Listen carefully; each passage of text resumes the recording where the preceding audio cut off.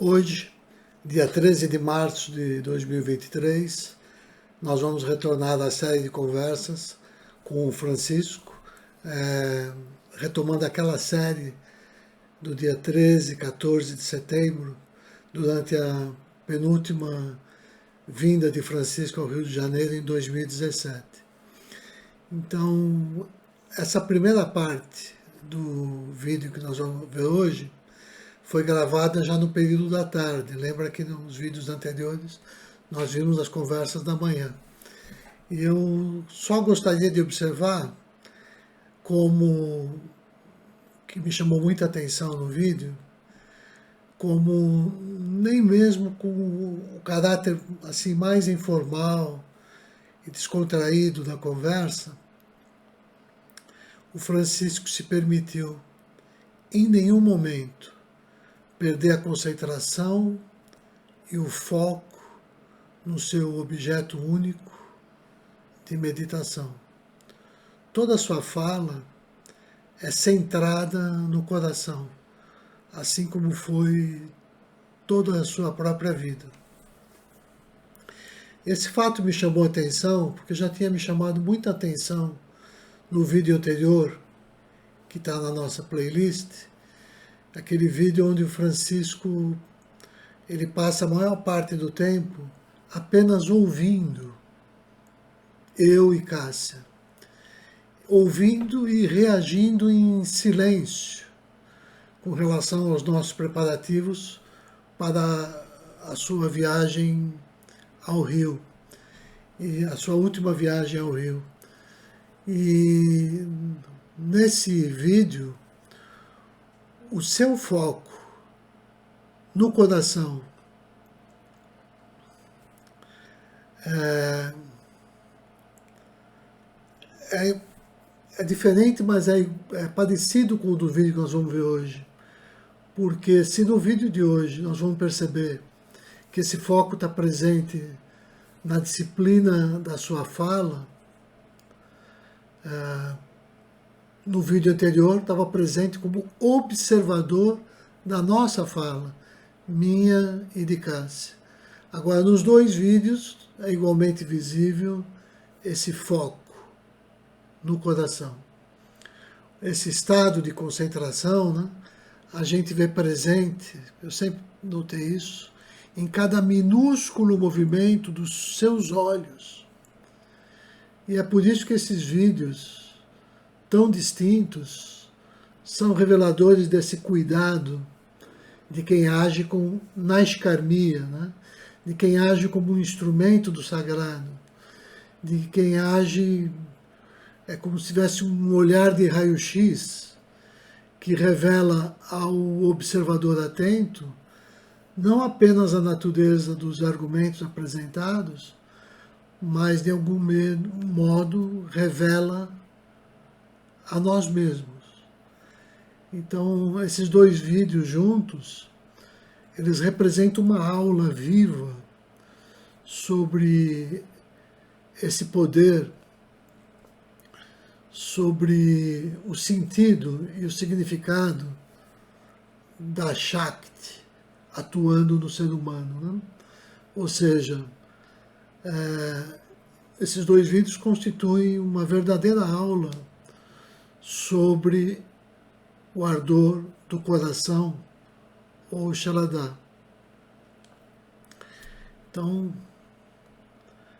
hoje a gente vê a primeira parte desse segundo vídeo, e no próximo nós encerramos esse ciclo da tarde, e a partir daí eu vou escolher uma data para gravar também a última conversa do dia 14, última conversa dessa viagem, tá certo? Então agradeço a todos, até a próxima. Namastê.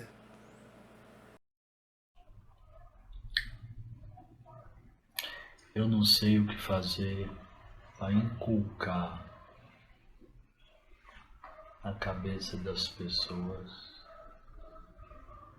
que é preciso inculcar para levar a pessoa a acreditar de uma maneira tão profunda que ele verdadeiramente pratique. Então a batalha tem sido muito árdua esses anos todos e principalmente nos últimos anos, sabe? Coisa forte. E eu sei que eu tenho sido assim uma pessoa muito forte, sabe? Nesse sentido. Quando eu vejo alguém fazendo um esforço em torno de um ideal destrutivo, eu digo, tá vendo? Vou denunciar você, porque você está destruindo a humanidade, que já está se ultimando, e você botando lenha na fogueira com a sua vida. Eu tenho uma consciência clara, mas é uma coisa assim muito clara, sabe?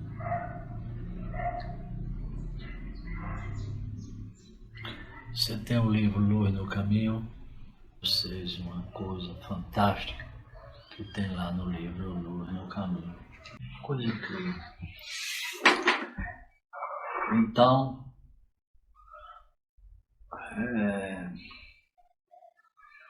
não sei, a humanidade precisa saber, sabe?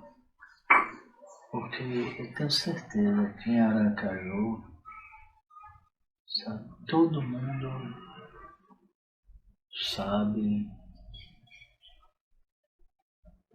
disso teoricamente.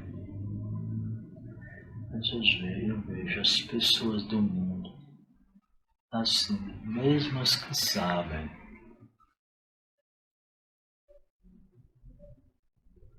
só teoricamente, sabe? Porque na prática a pessoa é compelida a agir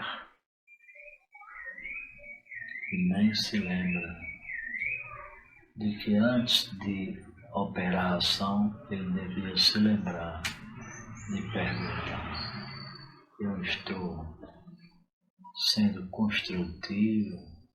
Estou auxiliando ao processo da evolução humana ou eu estou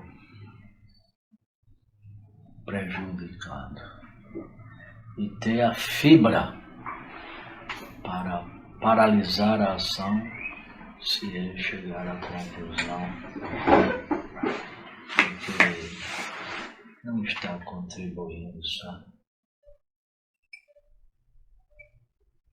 Agora, nós estamos vendo aí as coisas num grau de gravidade tão grande.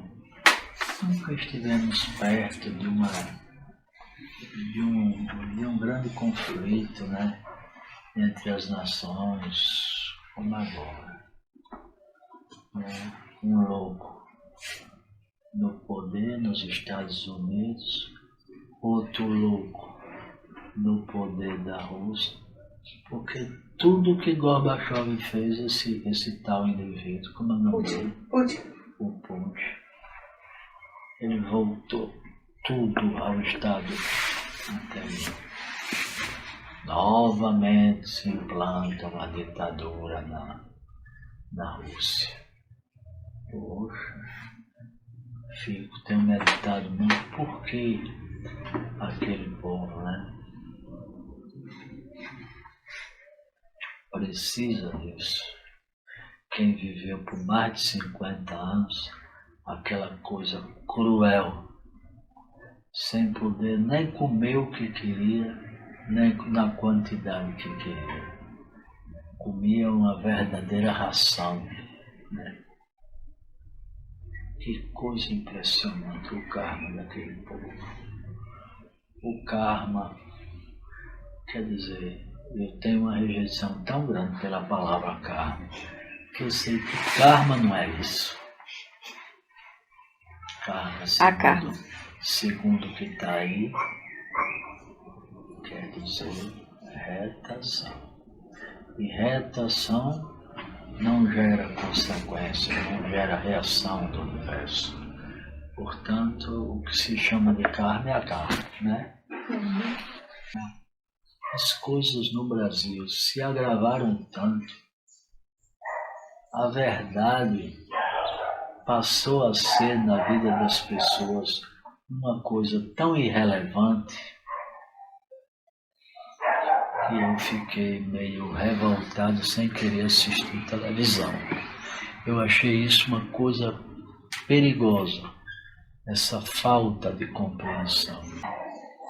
Quando eu estive na Índia, eu vi que Sianantran também um homem que entendia de política que você não pode nem imaginar.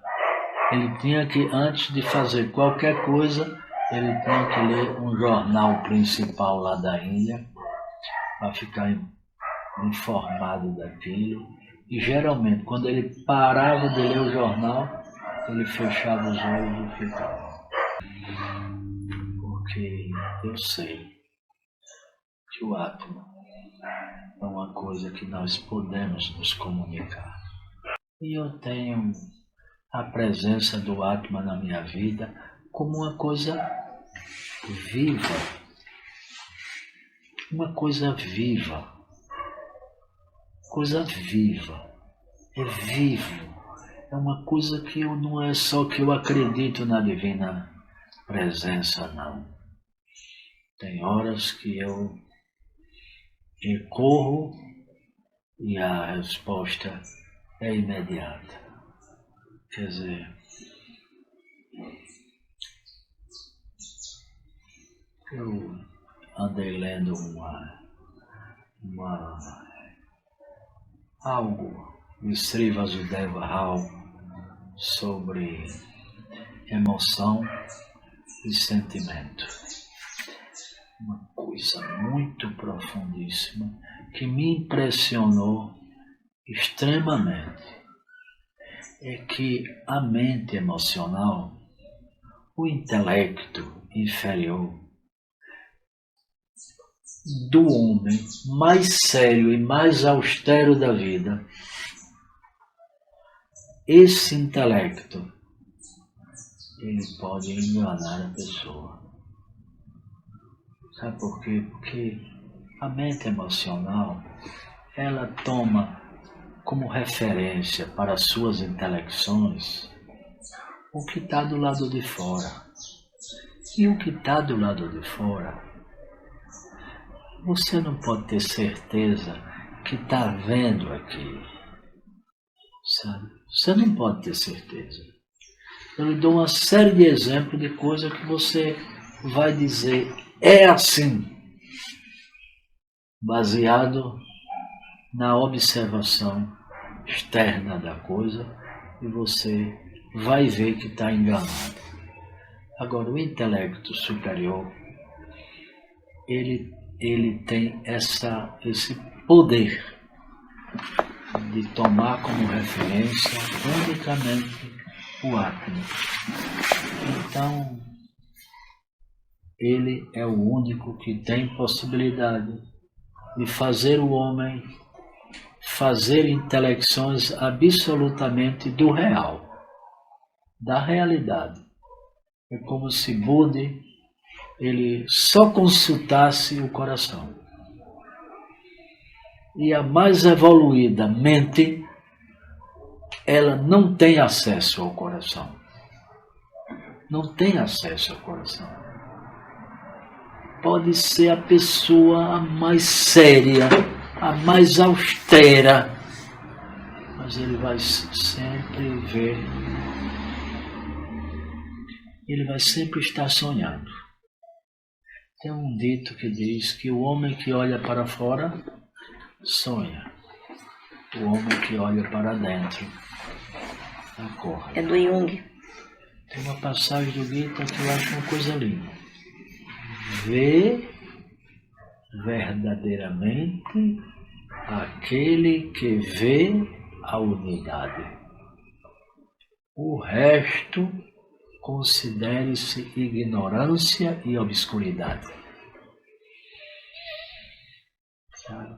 Então, quando eu vejo as pessoas vivendo uma vida que deveria ser uma vida treinando esse contato com o sagrado dentro de si.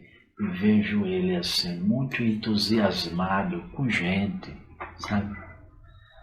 Com livro, com isso e com aquilo. Hoje eu acho isso uma coisa calamitosa, que eu consigo compreender que um homem comum viva isso. Mas eu acho que uma pessoa de conhecimento, ele tem a obrigação de implorar, suplicar, sabe?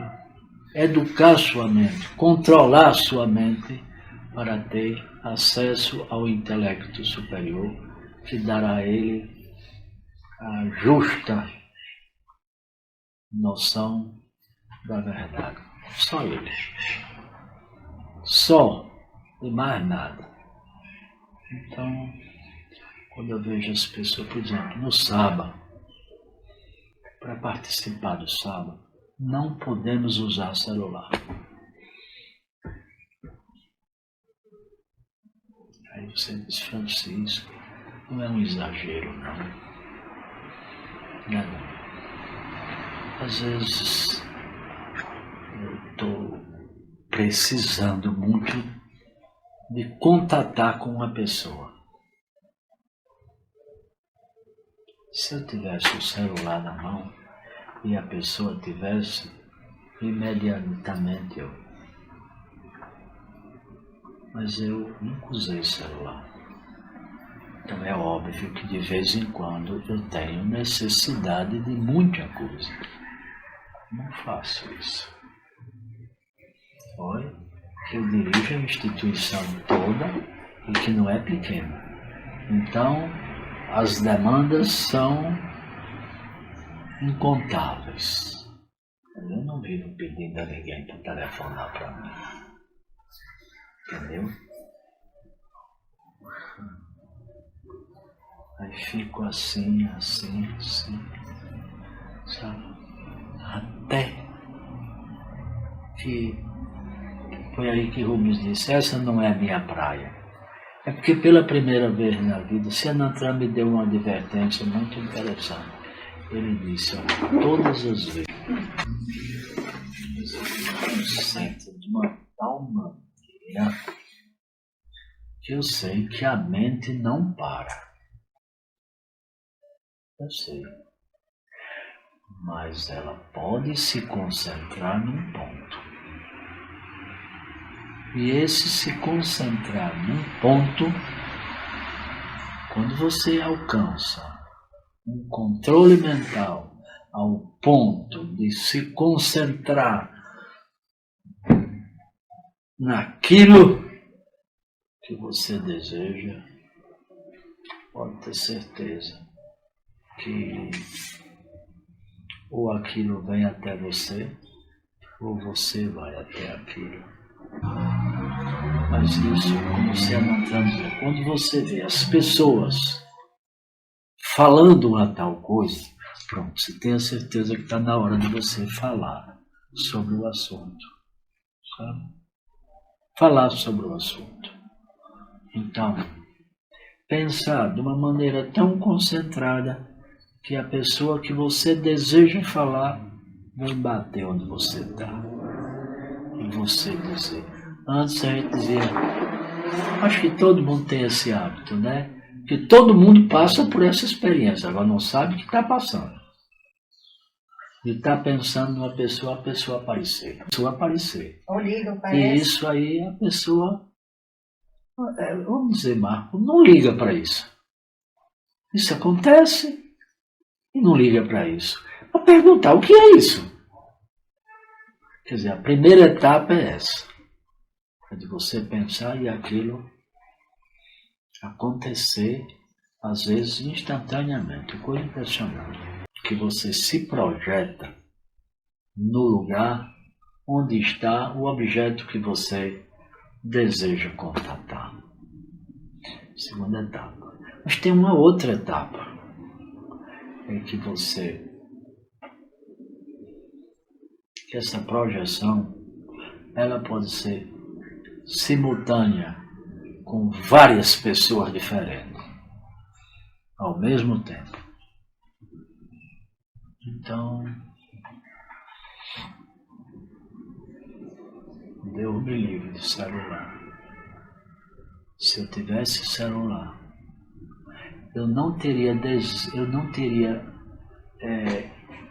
tido esse desejo, sabe? Que é muito importante. Ter esse desejo.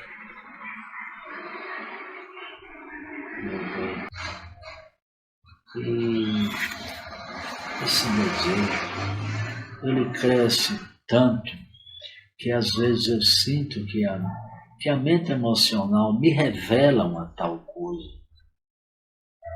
Mas eu estou recebendo o prêmio. Isso aconteceu.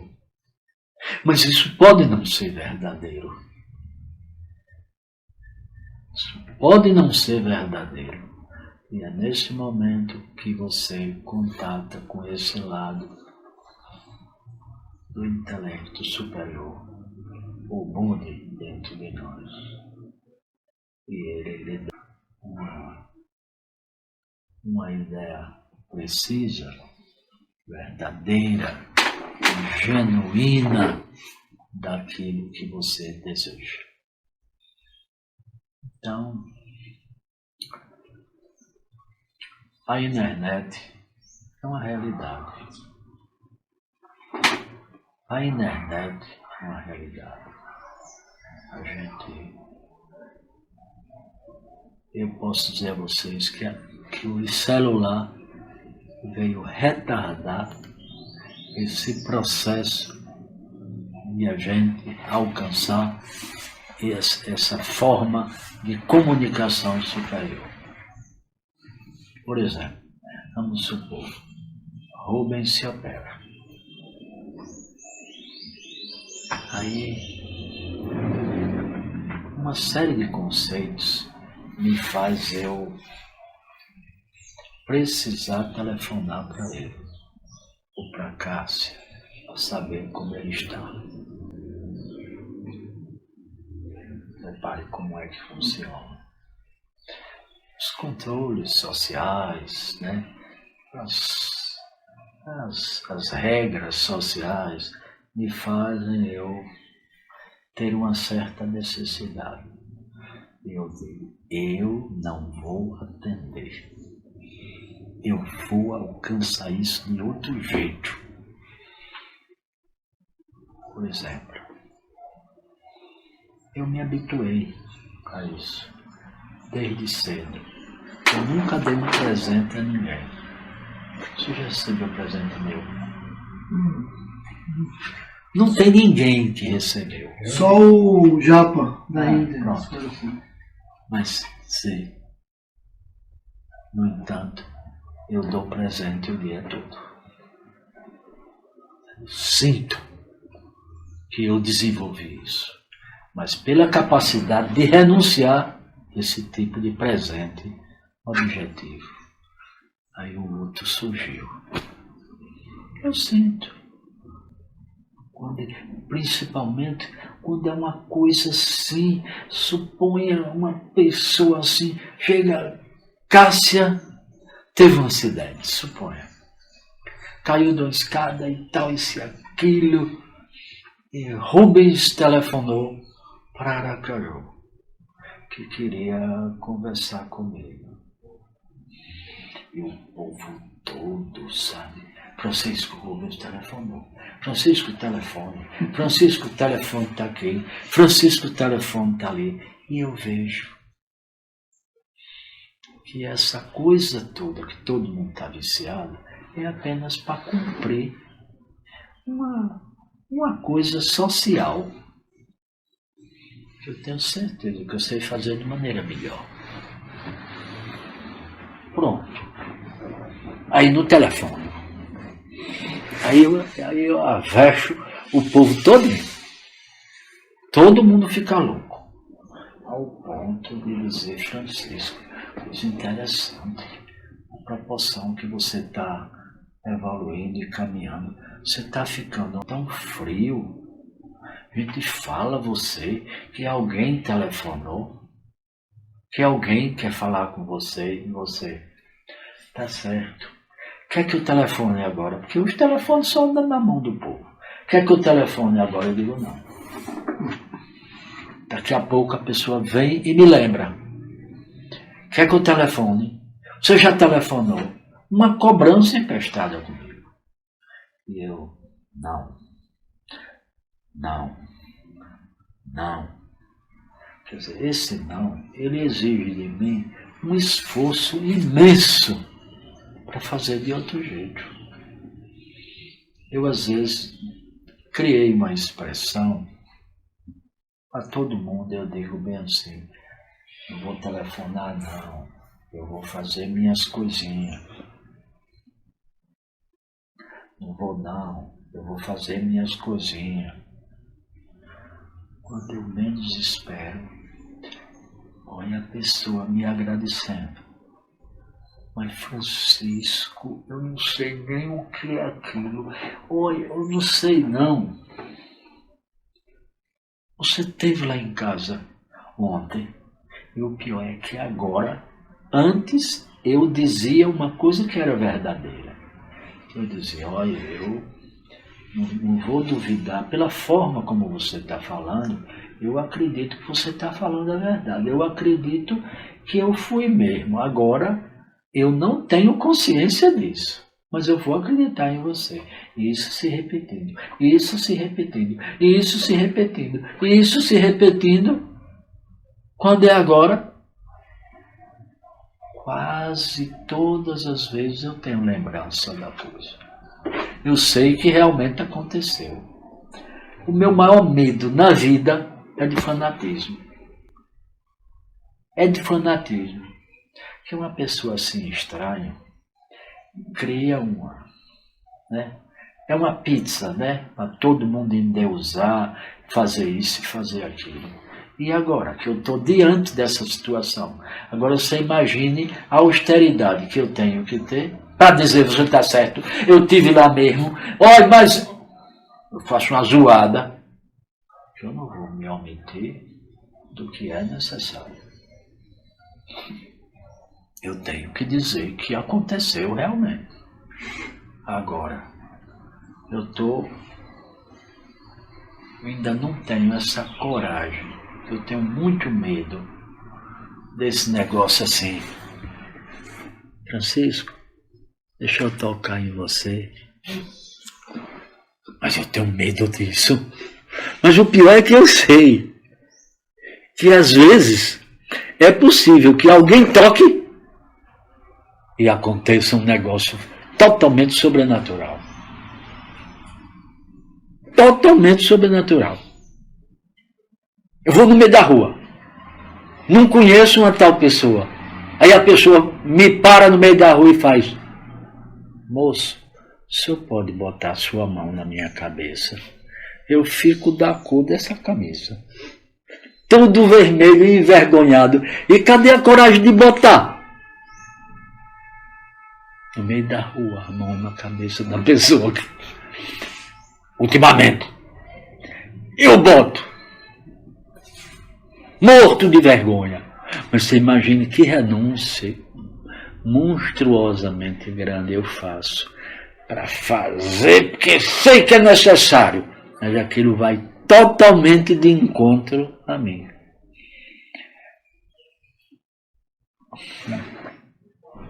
De repente, outro dia a pessoa aparece: moço, o que foi aquilo que me mandou eu pedir ao Senhor para tocar na minha cabeça? Que vontade é essa? Que negócio é esse? Será isso? Mas tenha paciência. São 46 anos de uma vida pegada, cheia de erro, mas pegada, sabe? Então não podia dar em outra coisa. Esse átomo tinha que surgir como uma coisa real de qualquer jeito. Brahma Silipia. É. Nunca deu passo para trás. Nunca. Se eu tivesse te acompanhado, Estava perto? Nunca. É uma caminhada sem descontinuidade. Amanhã é sempre um pouquinho mais do que hoje. Sempre. Outra coisa fantástica Como é que desse... você conseguiu isso, hein? Aí as pessoas me perguntam. Aí, antigamente, eu dizia bem assim, mas também a experiência que eu tive em Brasília, só mesmo se eu fosse um poste de cimento, para eu não buscar uma vida do jeito que eu busco. Eu dizia isso. Hoje eu não digo mais. Tanta gente tem e despreza. Né? Tanta gente tem que despreza, É. passa por coisas importantes, quando menos espera já esqueceram. É. Então hoje eu não digo mais. Se a pessoa me disser, eu explico. Olha, é porque eu levo a sério. Eu não boto desculpa na experiência de Brasília, não. Sabe? A coragem que eu tive de deixar a universidade, de vir atrás de uma coisa que eu quase não conhecia, nada. E nunca fui para Brasília, nunca tive vontade de... Quando foi um dia desse, eu adoeci muito e passei por Brasília para fundar o Acha de lá, que até vocês foram. Não, ela foi. Você foi, E o Rubens foi. o Cássio não foi. E aí eu fui lá e fui na UNB, sabe? E eu não queria ir, é porque a Ali insistia para eu ir na UNB e eu fui. Aí vi o quadro dos formandos, sabe? Daquele ano, de 1974. Olha lá, meu nome no quadro. Ah, no quadro? Você se formou. Não, mas... eu fiz todas as matérias. Quem foi que hoje falou que terminou tudo, só falta o trabalho final? Aí. Antigamente considerava formado Quem tinha terminado uma pessoa, mas também se considerava que só com o trabalho era uma espécie de uma residência, que só com a residência você tem autorização para trabalhar. Mas você já estava formado, você tinha a formatura, né, tudo. E Brasília era a única universidade que tinha isso, trabalho final, só. Lugar nenhum tinha isso, naquela época. Eu vi lá e não me senti bem. Uma vontade de sair dali, sabe? Porque o porão da universidade era onde se instalava a polícia universitária. Até hoje. As vibrações daquele lugar é de uma inferioridade sem limite, é uma coisa densa. O porão da universidade dá uma universidade lá dentro. Não está ocupado até hoje. É tanta da necessidade da universidade, de salas para professores, de tanta da coisa. A quantidade de alunos que quase que dobrou, mas o porão ninguém usa. E o minhocão é o primeiro andar, o térreo e o porão. É 3 andares iguais assim, ninguém usa. Aí eu peguei e desci aquela escada que leva, porque de 50 em 50 metros tem uma escada que leva para o porão. E eu desci lá e atestei isso, sabe? Que energia é coisa séria. Parece que nenhum reitor teve coragem de utilizar aquele espaço. Uma coisa totalmente subutilizada, nem depósito é. Ali era a polícia universitária. Na época, a Universidade de Brasília tinha uns 7.000 alunos, 1.000 e poucos era só da polícia. Coisa absurda. Uma despesa imensa que aquela universidade dava só com polícia. Também o reitor da universidade era Azevedo, um capitão do exército. Um homem ignorante, bruto, tosco. Então, muita loucura eu assisti ali dentro. Então, eu disse para Ali, Você quer me fazer um favor? Me tire daqui. Olha, eu não costumo ceder nada para ninguém não, viu? Mas achei que deveria ceder para vocês só por um motivo, porque se eu estivesse no hotel eu não tinha vindo não, é porque eu estou na sua casa. Também eu disse na mesma hora. E você podia ficar contrariado. Que eu tenho a impressão que você e a Helena devem desconfiar se eu estudei mesmo aqui, por eu ter a coragem de deixar e nunca mais voltar. Ele disse, rapaz, eu vou lhe dizer uma verdade. Eu nunca acreditei que você estudou na UNB. Sério? Que eu não acho possível que uma pessoa tome uma decisão dessa. Tomei. Você não deixou a Monsanto? Eu deixei a Universidade de Brasília com tudo pronto. E o melhor de tudo, sabe, Ju, é que eu deixei a coisa que eu mais gostava de fazer na vida. Geologia, para mim, era uma religião. Eu acho que foi onde eu treinei a internet, foi na geologia. Eu chegava no campo assim e parecia que eu tinha um radar na cabeça. Eu descobria coisas assim no campo, sabe? Coisas diminutas, que eu tinha um certo pendor para a paleontologia. Tá? Olhava para o campo e achava, olhava para a vegetação, para a geomorfologia, né, da região, sabe? E dizia, aqui tem isso. E não dava outra. Então o que era isso? Era a voz interna que me conduzia e eu não sabia. Porque isso não é trabalho de mente. Não tem mente tão desenvolvida ao ponto de ter esse poder. Não tem. Não tem. Essa coisa vem de muito de dentro. Muito de dentro ao ponto de que algumas descobertas eu chorava de emoção. Agradecendo a que na época eu não sabia. Eu não sabia. Agora, de uns anos para cá, não adianta. Ou eu posso ter a maior consideração por você, Marco, por Daniel, por Alexandre, por você. Toda hora eu digo na reunião bem assim, olha. De vocês eu desconfio e acho muito certo que eu desconfie. Que eu exija uma prova. Agora, do que vem de dentro é uma obediência cega que eu desenvolvi. Cega! Nunca na minha vida eu vi nada dar errado. E obedecer o que eu não concordo. Obedecer o que eu não concordo. E eu obedeço.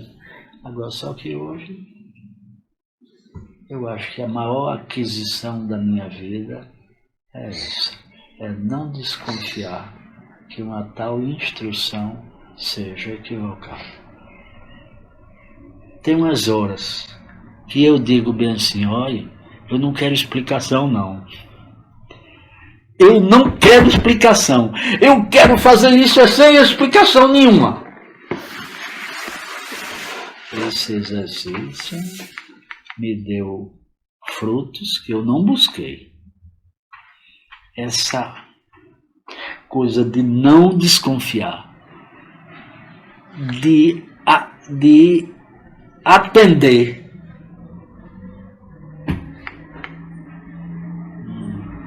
Uma magia. Então, a essas alturas eu acho que a maior aquisição da minha vida é essa. Francisco, vou dar um exemplo. As pessoas estão treinando essa rádio, né? Imagina que Ricardo, que é uma pessoa muito séria, está trabalhando com queijo, e ele tem essa sensação, ou está começando a descobrir esse caminho. Ele diz, Francisco disse que é 2, mas olha, essa ordem interna me diz que é 4. e faz 4. Certo. Antes de você saber do queijo pronto, vamos dizer que ele falou aí, eu pus foi 4. Como é que você lida com isso? Se ele me disser que uma coisa que eu não compreendo bem o que é que foi, eu respeito na hora. Porque, afinal de contas, eu tenho que ajudar a pessoa a acreditar nessa voz interna. Claro. Agora, o pior é que vai se passar 30 vidas para ele botar 4. Ele não bota. Se ele receber uma ordem de um professor, como o tal homem, o Samuel, que deu a fórmula de como fazer o queijo.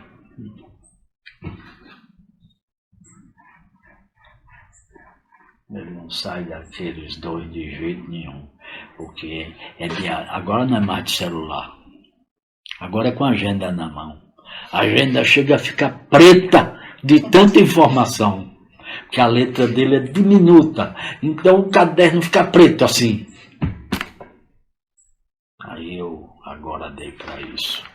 Tantas agendas você tem, como eu jogo fora elas todinha com as informações todas. Eu desaparecia num minuto. Desapareço com a agenda, com tudo. E ele fica feito um doido naquela dependência da agenda. Aí eu repito essa frase. Pergunta ao átomo. Pergunta ao sagrado dentro de você. Oh, meu Deus, mas você é madeira de dar em doido, né? Você é um poste de cimento armado. Porque vê o tempo inteiro lhe dando exemplo aqui, e você só acredita nesses diabos dessas informações? Ninguém acredita, ninguém acrescenta nada nesse universo se todo mundo da Terra fosse Ricardo. Pronto, tudo estava estacionado. Posso fazer outra observação? Pergunta ao átomo que está dentro, e não ao que está fora. Quando eu acabei de perguntar ao átomo, a primeira coisa que acontece é que o dentro e fora desaparece. Sim. E aí o que acontece? Se eu estou nessa sincronia mesmo, a resposta, por exemplo, é simplesmente às vezes você se levantar, ir na estante, apanhar um livro, abrir e ler. Pronto. E esse livro não está fora de você. Não. Mas eu quero lhe dizer, eu vou contar uma história, para você ver se é isso que você está falando. Eu estava com Maria Helena, de Belo Horizonte. Aí ela acabou de receber um telefonema, que a filha dela, que tinha um mês na Sorbonne, em Paris, fazendo um mestrado em psicologia, ouça, tinha enlouquecido. Nossa. E ela recebeu esse aviso, foi do médico psiquiatra de um hospital. E o médico lá, de uma maneira muito prática, já disse tudo.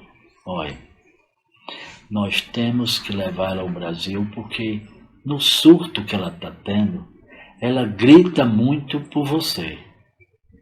Minha mãe, minha mãe, minha mãe. E eu acho que a sua presença é uma presença muito importante. Então, nós temos que levar ela para o Brasil. Mas a companhia aérea só permite se um psiquiatra for acompanhando. Maria Helena ficou assustada com a positividade do médico, que disse, olha, passagem de avião para ela, para mim, e eu para ir, cobro tanto. Era o dobro. Nossa. Tem que estar preparado, né? Aí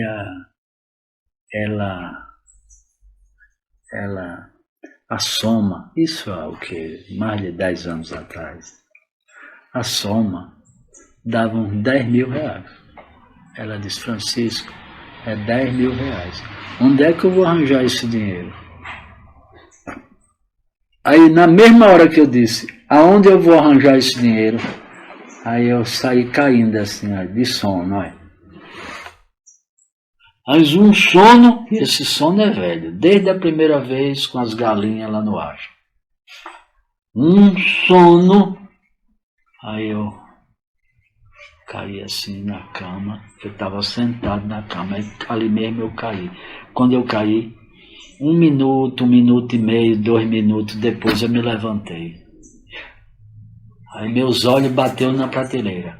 Quando eu olhei para a prateleira, tinha entre os livros um envelope, desses envelopes grandes, cor de... Pardo, né? Papel pardo. Eu olhei para o envelope, me levantei, peguei o envelope. Oxi, o que é que tem dentro desse envelope? Aí botei tudo ali. Ela disse, Virgem Francisco, quanto dinheiro? Aí ela contou, tinha 10 mil reais. Ela disse,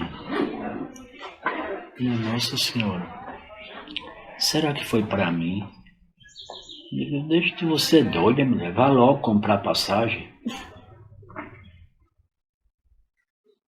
6 meses depois, vem ela me pagar os 10 mil. Eu digo, só se eu fosse doido para receber esse dinheiro. Esse dinheiro não foi para mim, esse dinheiro foi para você. Aí é que ela pirou mesmo. Então, eu não sei, é coisa muita coisa. É muita história na minha vida, é história demais. É tudo com história. É tudo que se passou. A coisa mais difícil é de eu falar de uma coisa que eu vi ali, num livro, numa coisa. Não. É tudo que eu vivi. É tudo que eu vivi. É por isso que eu digo, às vezes eu chego o povo de Aracaju e digo bem assim, vocês é um bando de gente doido, que vocês estão tendo uma oportunidade extrema dessa, de estar vivendo com alguém que toda hora protagoniza uma certa ação, para vocês verem, e vocês não se movem do lugar. Eu chamo eles de doido toda hora. Que eu não tive essa oportunidade, não. Tudo foi ralando na vida. Quer dizer, ali, persistindo. Tum, tum, tum, repetindo a experiência. E aprender um bocado de coisa. Eu tenho vergonha. Tem horas que eu estou fazendo uma reunião e estou falando de uma coisa. A coisa que eu menos desejo é que alguém me pergunte assim, Francisco, você podia me dar o título do livro sobre o assunto que você está falando? Vixe, que eu morro de medo que a pessoa pergunte isso. Que eu digo, eu não sei que livro foi esse não. Aí eu lhe digo, o que é que eu tenho mais para... Como é que uma pessoa como eu digo sempre assim, se eu fosse Deus, e uma pessoa que teve a oportunidade que eu tive de vivenciar tanta coisa, desistir, eu fulminava ele com um infarto do miocárdio, desses brabos mesmo de não ter jeito, para não chegar nem na metade do caminho. Eu não acho possível. Eu não acho possível que uma pessoa assim desista. Não tem nada mais importante na minha vida. Rubens, eu vou lhe dizer uma coisa assim. Você tem alguns desejos, não tem? Muitos. Muitos, né? Muitos. Eu não tenho desejo, não. Eu não estou falando de desejo, de prazer, não. É de nada. Eu não penso em nada para realizar. Então tem uma coisa aí muito séria acontecendo. Não tem nada. É o que eu persigo. Hein? É o que eu persigo, mas não alcanço. Você já pensou? Tem um plano. Eu sou um homem sem plano. Então eu tenho a impressão que minha vontade está se acabando. Está surgindo uma coisa muito estranha que é essa vontade de Deus. E que eu acho uma coisa ótima deixar de ser professor e ser aluno, porque minha vida está se transformando em assistir aula o tempo inteiro. Mas eu já fui professor. Tinha uma mente como a minha, queria explicação de tudo, e explicava tudo, e hoje eu não tenho vontade de explicar nada. Tenho vontade de ver o mestre atuando. Que vida rápida, que crescimento rápido, que vida interessante é ser aluno. Mas ser aluno é uma tarefa de gente. É preciso ter raça, viu? Para ser aluno. A gente começa aceitando os pequeninos convites. Então, quando é agora. Como assim? Vou para o Rio Grande do Sul. Acertei lá na televisão. Quando de repente... Por que você não vai para o Rio de Janeiro?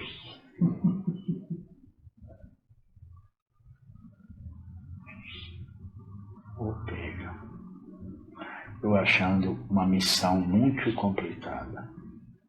Aí por isso que ia direto para Porto Alegre. Por que você não vai lá? Na mesma hora. Aí eu resolvi, olha, que vício. Resolveram que eu tinha que vir e eu falei com vocês e estou aqui. E estou vendo que está tudo certo. Tudo saiu do jeito que eu não previa. Eu estava achando complicado vir aqui. E de repente, não está complicado. A sabedoria do alto montou um modelo de comunidade que é a cidade, que isso já tem mais de 30 anos que eu ouço isso dos mestres. O modelo de comunidade para o atual momento da humanidade é a cidade do jeito que ela foi criada. Livre. Que coisa maravilhosa. Nós estamos numa cidade com um monstruoso problema, com tudo. Nós estamos aqui. Repare, que coisa interessante. Não fomos incomodados por ninguém. Olha que modelo interessante. Agora o modelo de Areia Branca. 30 pessoas.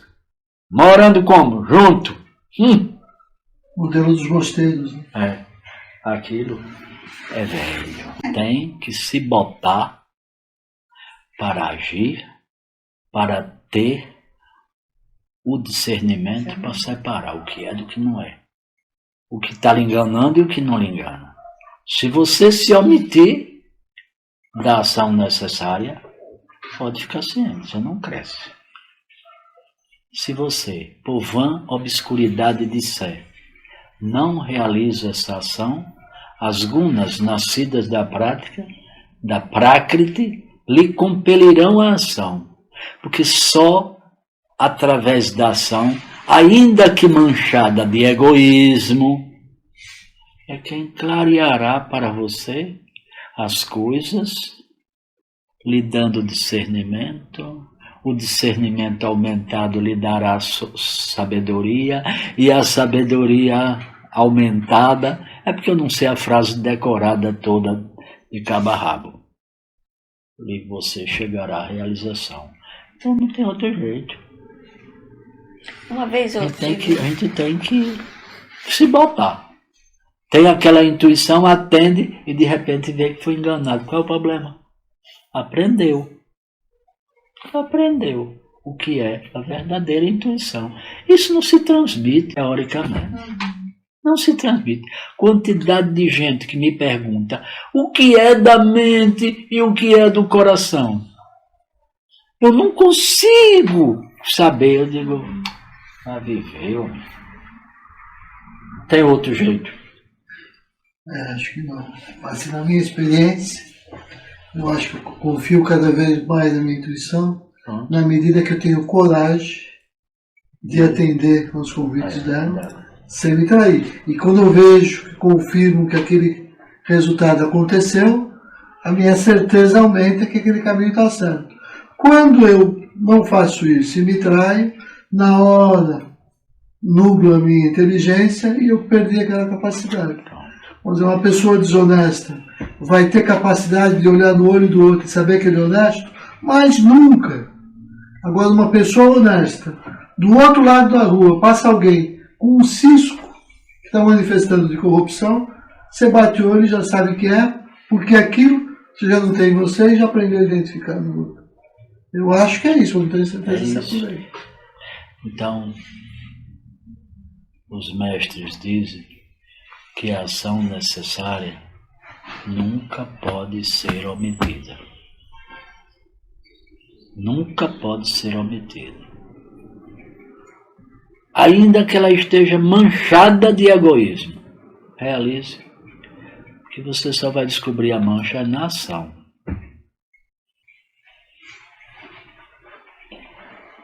Tem jeito. Nós temos que agir. Temos que agir. Vou dar um exemplo. Você já assistiu o filme Invictus? Nelson Mandela foi eleito presidente da África do Sul. Foi anunciado que ele seria solto, que ninguém sabe por que ele foi solto. Que decisão foi aquela do Klerk, né? Que era o presidente da República na época. Ninguém sabe porque que aquele homem da noite podia resolver soltar ele. Se marca a eleição para 6 meses depois. E ele foi eleito. Aí ele foi conhecer o lugar onde ele ia ficar, a sala de trabalho dele. E ele veio passando pelos corredores. E na porta de cada grande sala daquela onde ficavam os ministros, que aqui tem ministério na esplanada, né? Lá eram as salas. E ele viu que na porta de cada sala tinha uma quantidade de caixa, de mala, de tudo na porta. Aí ele chegou para a secretária dele, que era uma negra, aí disse, olha, vá avisar todos os ministros que eu quero uma reunião agora. Aí dentro de 5 minutos estava o povo todo. Tudo em estado de choque. Que pela tradição era para ele dispensar todo mundo e criar o ministério. Aí ele disse que eu não sei o que é que está acontecendo aqui. Vocês estão de mudança para onde? Aí uma pessoa fala, porque nós estamos esperando, é a obrigação nossa entregar o cargo. Aí ele disse, vocês vão entregar se quiser. Porque eu mesmo não quero demitir nenhum de vocês. Se vocês me prometerem que vão trabalhar pela nova África do Sul, com amor à nação, à sua pátria, eu não vou mudar nenhum de vocês. Olha, onde já se viu isso na humanidade? Você viu. O nome disso é impessoalidade.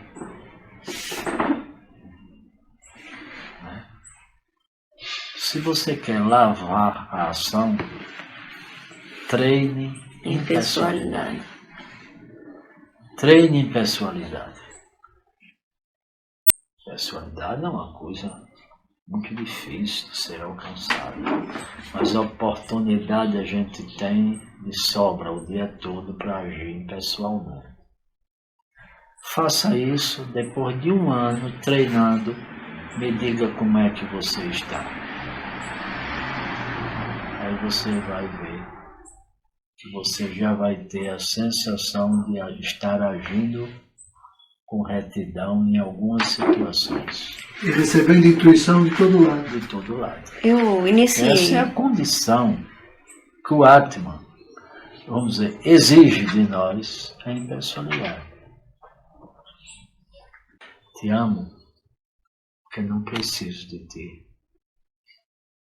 Você me ama porque não precisa de mim. Eu concluo que somos um par absolutamente desnecessário, um para o outro. Por isso mesmo, podemos nos amar. Vale, né? De quem é? De um indivíduo chamado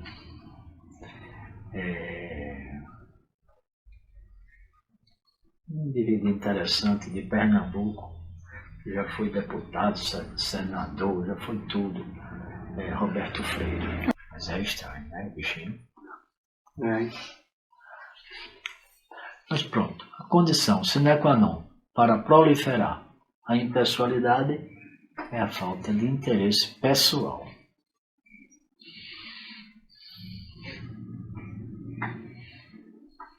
Porque é uma loucura para o mundo. O mundo não consegue É uma isso. loucura. Aliás, não só para o mundo. Se você for falar com um psicanalista, com um psicólogo, com qualquer pessoa dessa área, com qualquer freudiano da vida, que vincula tudo às pulsões, aos desejos e tudo mais, você falar disso é você ser taxado de um fanático religioso. É um fanático religioso.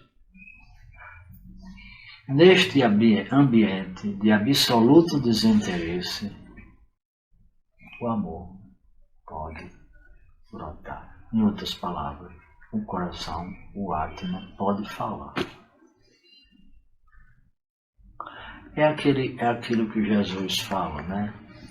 Que sua mão direita dê e sua mão esquerda esteja escondida para não ver.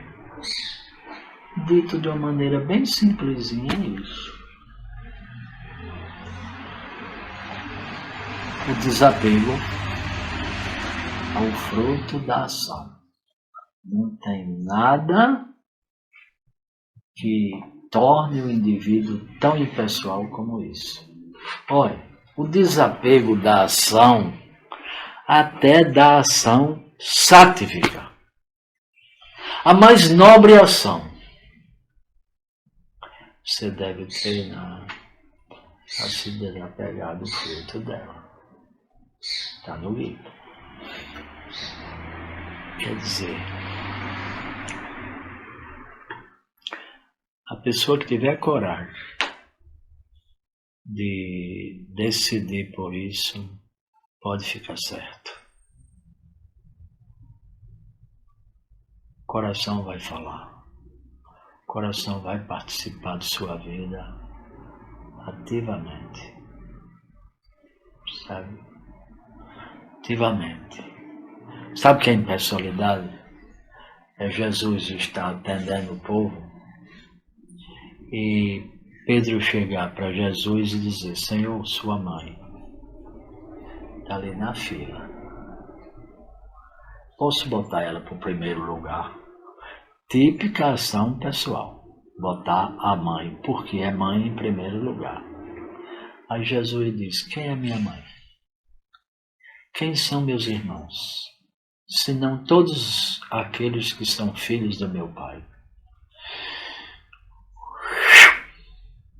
Acabou-se. É por isso a intimidade de Jesus tão grande com a lei. Ele dominava a lei divina. É por isso, é porque a lei confiava nele, porque ele nada fazia pessoalmente. Quando Pedro voltou para ele e disse, você poderia... Eu sei, Senhor, que o Senhor é uma pessoa tão grande que bastava um gesto da sua mão para 1000 anjos do céu virem em seu socorro. Ele disse, eu não vou fazer isso. Eu não estou aqui para fazer a minha vontade, mas a vontade daquele que me enviou. Tinha tudo para não ser pregado na cruz. E foi, e até hoje o povo não entende direito porque é que, mas eu tenho a impressão que ter sido pregado na cruz é a razão do porquê Jesus nunca foi esquecido. Muito pelo contrário, está cada dia mais lembrado. Por causa dessa coisa contundentíssima, né?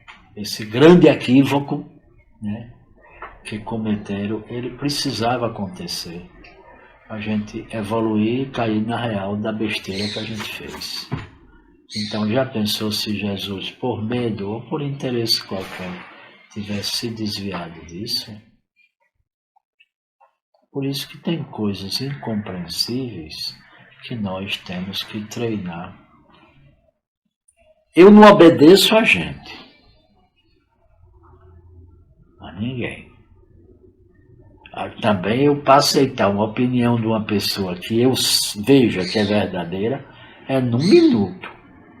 Mas meu primeiro movimento é negar, para poder vir à tona a verdade.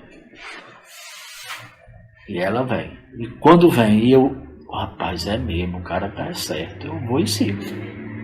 Agora, já com esse povo que ascendeu,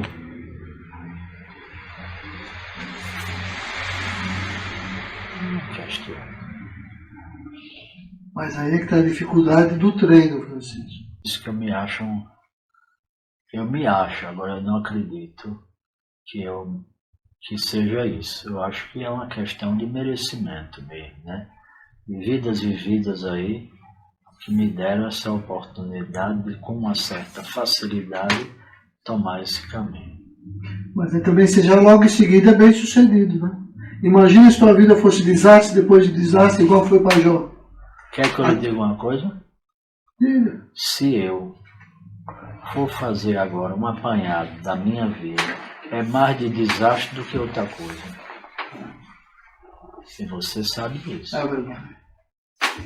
É o seu olhar sobre isso é que transforma tudo. Coisa que já me aconteceu que não abala a minha trajetória. Agora, eu já tive uma grande prova na minha vida. Não chegou a hora, mas um dia eu ainda mostro ao povo. A hora que eu recebi aquela circular de Srivajra me acusando. A carta era assim: considerando. Segundo, considerando. Uns 30 considerando. Cada coisa. Mas cada coisa. E quando eu li aquela carta, era o preceptor. Eu quase que enlouqueço quando eu li a carta. Lembra da casa de farinha, Rubens? Lembro. Defronte do templo, né? Lembro. Aí eu estava defronte na casa de farinha, na frente, tinha um tronco bem grande. Aí eu me sentei no tronco. E me lembro de que eu defini aquilo como um estado de loucura. Eu desconfiei de mim mesmo. Eu desconfiei que tudo aquilo eu tinha praticado realmente. E que eu acho que eu estou doido. Porque todo mundo viu e eu não vi. eu estou assim numa situação. E Sri Vajra também? Não. Eu estou louco, eu vou desistir, eu não quero mais nada daqui, não. E você lembra o que o grupo disse sobre a carta? Qual grupo? E a Aracaju? Como é que a gente interpretou a carta? Que a assinatura era falsificada e que tinha sido redigida por outras pessoas e no máximo ele sido obrigado a assinar. Não sei se você lembra disso. Lembro. Que eles tentando entender a posição de Sri Vajra. Mas não, era tentando, imagina a importância que tinha a personalidade de Sri Vajra. Mas a gente não tinha razão para, eu nem me lembrava disso, mas isso que Rubens acabou de dizer é verdade. Nós não tínhamos razão porque o Tribunal do Santo Ofício foi em Aracaju. E eu, que diante daquele mundo de coisas, adoeci e quase morro no hospital. Não foi aí que comecei a ter crise de pânico? Foi. Maior decepção, inclusive com a minha família. Tá aí a história. Então, aí nessa hora que eu estou nesse estado de loucura, aí aparece quem? Seja Narma. Eu louco. Tava louco. Eu desistindo, tava querendo era correr. Sabe? Aí Seja Narma apareceu. E repare que impessoalidade desse homem. Olha, se eu for na sua vida uma pessoa que você valorize mais do que a verdade, eu desapareço da sua vida que nunca mais... Nesse momento que ele falou? Nesse momento. Eu desapareço para sempre da sua vida. Cada olho, olha. Que ele é forte. Ele não é brinquedo. Ele não é brinquedo, não. Isso ele quer me dizer.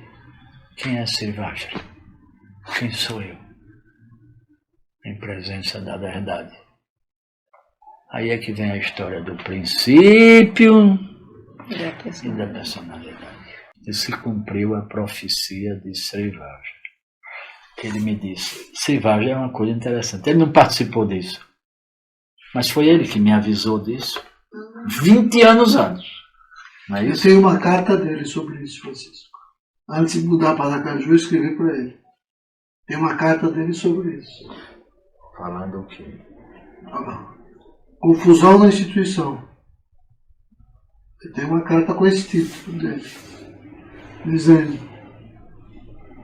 resumindo, né?